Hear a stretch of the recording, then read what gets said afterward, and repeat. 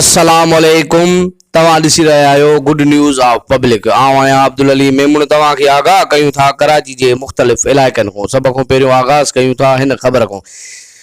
कराची ज़िला वेस्ट मोखीअ जे इलाइक़े में सिविल सोसाइटी सियासी समाजी अॻुवाननि बाबू पाताणी चौक खां वेस्ट प्रेस क्लब ताईं रैली कढी।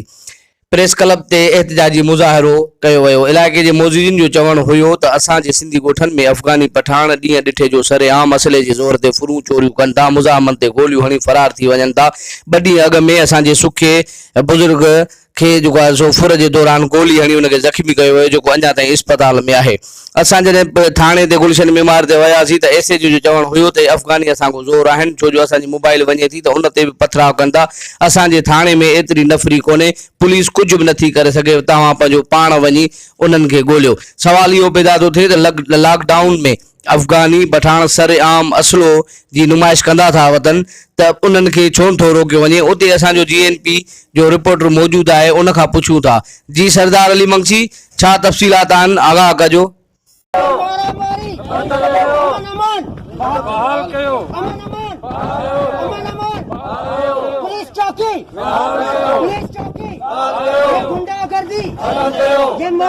वक्त मौजूद आहियूं कराची जे वेस्ट प्रेस क्लब जे मोखीअ में, जिथे मक़ामी माण्हू चोरनि ऐं डिकेटनि ख़िलाफ़ परअमन मुज़ाहिरो कयो आहे। अचो त मुज़ाहिरनि सां ॻाल्हि ॿोल कयूं।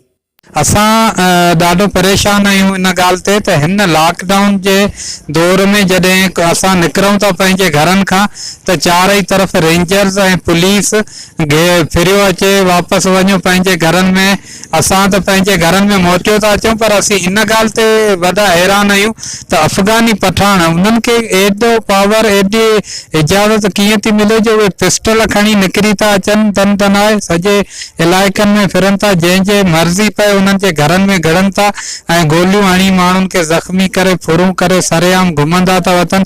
इन शइ जी असांखे सम्झ नथी अचे। जेको मतलब हिते चोर बदमाश पियो हले, महिरबानी करे बंदि करायो। मतलब हिते चोर ज़बरदस्त था हलनि, ख़बर कोन्हे को एक ई रोड खां नादे खां वठी एक फुल बार पियो हले। महिरबानी करे इहो बंदि थिए। जी असां हिते एहतजाज कयो आहे, पुरअमन एहतजाज हिते इन इलाइक़े में अमन अमान जो मसलो आहे। इहे अफ़गानी छोकिरा जेके आहिनि, अफ़गानी कैंप जा माण्हू हिते अची असांजे ॻोठनि में फोरूं कनि था, जेको मुज़ाहमत करे उनखे ज़ख़्मी कनि था।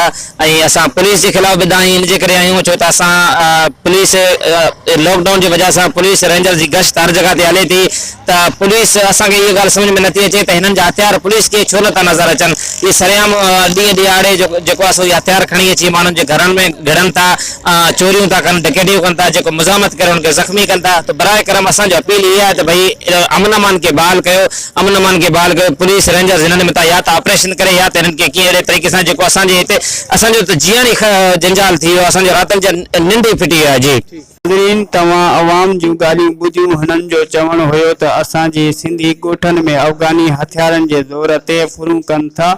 लॉकडाउन में बि अफ़गानी कीअं हथियार खणी घुमनि था, या त पुलिस उन्हनि चोरनि सां ॿधल आहे। कैमरामैन सजाद अली सां गॾु सरदार अली मक्सी, GNP।